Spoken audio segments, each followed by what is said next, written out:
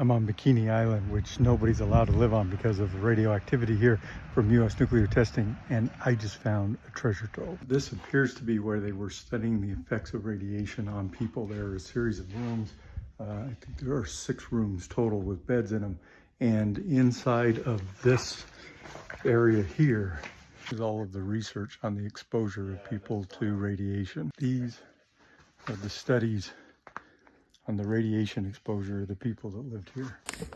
Is where all of the data is about what the people were exposed to. This is a mother lode. There are at least 50 studies here, everything from updated exposure analysis, individual island analysis, radionuclide concentrations in fish. This is everything they did to study the impact of radiation on people. Along with the updated dose assessment for Rongelap. Rongelap was where the Bikinians were when Castle Bravo went off, and it was just filled with radiation. The kids were outside playing and they thought it was snowing, but it was radiation coming down on ash. In the report, they conclude that the only way to deal with it would be to remove the top 30 centimeters of soil. That's what they did on Inawak.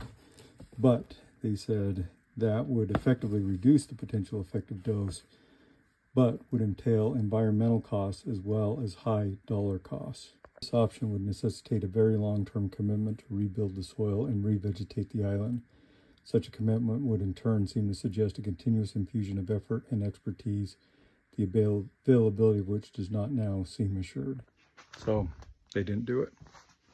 Of course, couldn't take anything, but I took a photograph of every single study, because you can bet the first thing that's going to happen as soon as I get back to the boat is I'm going to start to work on a public records request to the U.S. government, because I would like to see all of this data that they collected on people in the resettlement and what the radiological effects was of nuclear testing in this area.